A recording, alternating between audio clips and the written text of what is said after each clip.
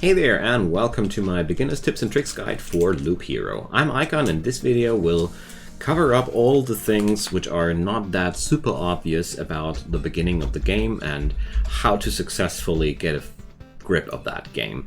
Loop Hero is a game which is pretty easy to pick up, yet quite difficult to master, so we just get into that. For the beginning, we're just facing those slimes, and there's not really much you can optimize during that phase. The first few enemies are always giving you a bit of an impression where your run will go. Here we're quite lucky finding an early weapon. An early weapon is quite good, considering that you are seeing here 4 different items. That means the first item has only a 25% chance of being a weapon. A weapon is important because you just fight a lot quicker. So since we have a weapon, I'm not shy to spam both of the... Oh, I can't. The Blood Grove doesn't combine there. Okay.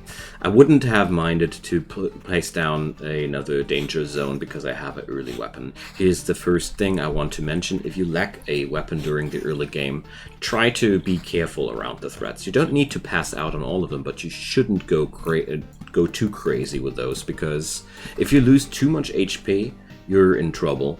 Next thing I want to talk about, mountains and meadows make really good companions, which is quite obvious, but I really like to build during the early game a cluster of 3-on-3 pieces of mountain surrounded by meadows. The mountains will transform into a really nifty little special tile, which helps you a lot, and the meadows accompany this because they get a higher healing at the start of each day. This is a very simple combo, which is pretty much achievable during every game in the early phase of the game before you swap out too many cards. So, since we have now enough firepower, I just keep spamming those enemies. The Blood Grove can't be placed down right now, sadly. So, this is now the phase where I must usually think about specialization and what kind of path I want to go down. So my first few items gave me vampirism, that's good. So now I want to check out what kind of items drop and which stats are most frequent there. Right now we're only finding common items, and let's place down a few things. A vampire mansion adds vampires into the fights in the vicinity, as the name might imply, so I want to put it down here. A treasury is really cool because it gives you resources for every tile you place down right next to it.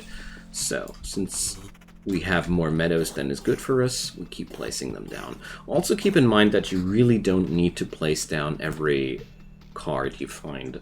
There's no real good reason to place down everything you find. So, the Grove and the Blood Grove go well together, and if you want to amp up your difficulty by a little bit more, you can place 2 right next to each other.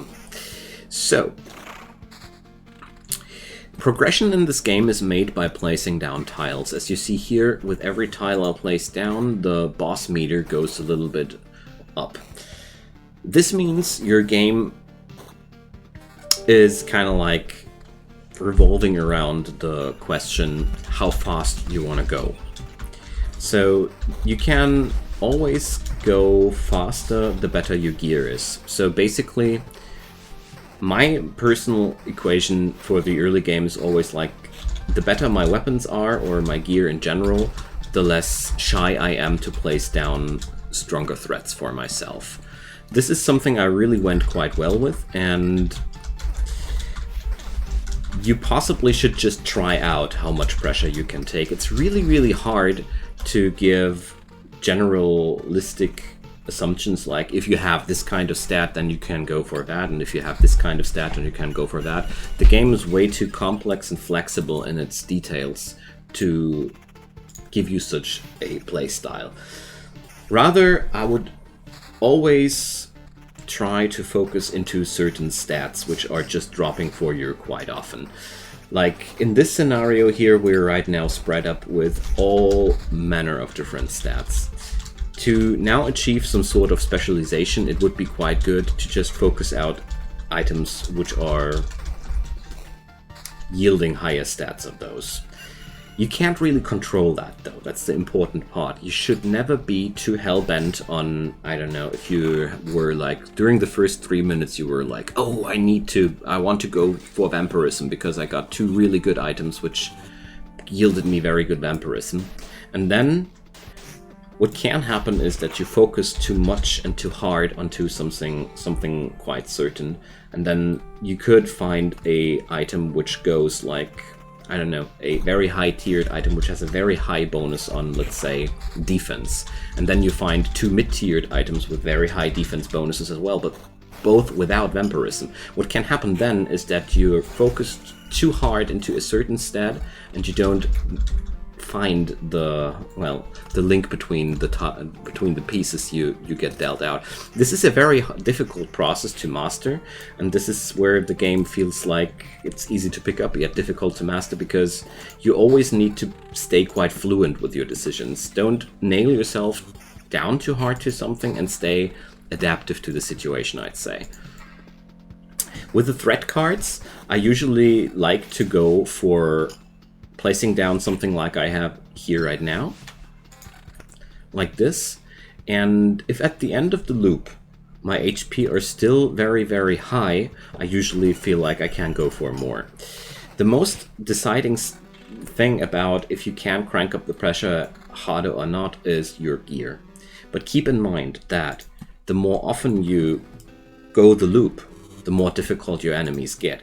This means what I have placed down here will grow with the run as well.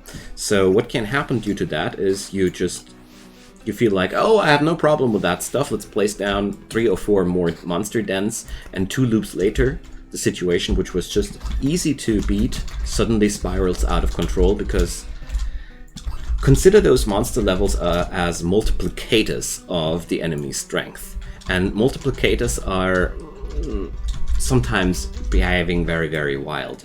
TLDR behind that, add in dens rather carefully than rash, because they can easily topple you over. With the perks, that's why I paused here, I wanted to say, try to keep perks online that fit to your gear, or pick a perk and adjust your gear to that. These are two very viable strategies. For example, here, every counter attack restores HP. So if you pick that, all of a sudden the counter stat is extremely upgraded. So therefore it would be, you can use these perks to define your build, or you use the items to define your perks. I put it into these words because you cannot rely on these things happen always the one way, and then, you know, sometimes you'd get an extremely well-suited piece of gear that defines your build pretty much, but the other day you just don't receive any gear which is defined at all. So you pick the trait and focus into the and pick item stats according to that. Keep flexible. That's the TLDR beyond that. With the further spiraling of the loop, I always try to go like this. Don't overbreed too much. If you feel like you're having a good run and you've got a lot of resources and you wonder if you're actually fit to tackle the challenge, you're probably at a good spot to consider going home. Alright, so about tile placement I want to lose a few words. Things in this game have a lot of combo effects. Like here you saw the mountain, and if you place down certain threat generators together, you can also alter the tiles. For example, if we take the village and place a vampire mansion right next to it, it turns into a ransacked village. These things are all over the game, and therefore keep experimenting. Really try to try out something new every single game, ideally, because there's so much to discover, and it would be a shame if you would be only trying your always the same paths, because the game has way more in store than that. Another thing that catched my eye way too late was that squares have certain auras emanating on them. So I don't know, this is a pretty obvious thing, but seriously, I was playing the game like 1.5 hours without noticing that, so I wanted to point it out here. Alright, so I think I've said pretty much all I wanted to say about the loop. The only thing I might want to add is find your own pacing of how far you want to go or when you want to go home. There is no one real true way of doing it. There's just yourself adapting to the situation. One thing I just wanted to mention before we go into the camp, where was my camp? Good lord, don't find my camp, is the boss meter increases with every tile you place down.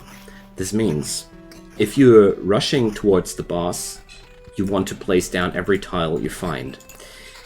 This will result in a lot of threat tiles. If you happen to be in a very good position, you might be wanting to do that. If you're like, I don't know, finding insanely good gear and you're just smashing the competition, you might consider just rushing towards the boss by placing down those tiles really rapidly. But if you want to go for a safe way, you might want to focus more into placing down the harmless tiles, like the meadows and the rocks, which just don't have not too many detrimental side effects. But there's almost no such thing as a harmless tile, except for meadows maybe.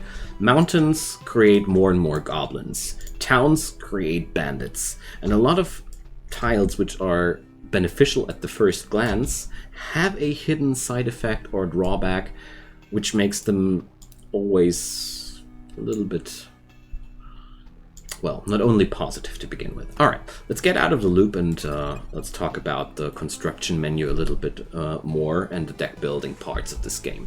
So here we have our construction area. I want to mention here that it's absolutely up to you what you want to go for first. If you want to have a new class first, pick it. There's not really no such thing like the best way to build things here. The only thing I want to emphasize is that healing effects are quite powerful to prolong your run during the early game. So if you struggle with surviving, go for the healing effect buildings first. That's the only thing I wanted to say. All these buildings are also upgradable, which increases their effects, which is quite worth mentioning, but yeah, resources all over the place. Now, let's talk about the deck management here a little bit before we conclude this little beginner's tutorial. As we see here, our deck has to include at least 7 cards and at most 12. Here you can read out every section has a minimum and a maximum amount as well, so you can't just stack up all the cards out of one section. A very wise choice. For the beginning, I would say choose your favorite cards and build around them, and try to find cards that adapt and fit quite well to them. Because, you know, the game has a very wide and variable way of playing it. I really feel like the best way of getting somewhere early is to focus on those things which are the most fun for you. If you like the effects of the road lanterns, which decrease the amount of monsters on a tile, just try to play around that.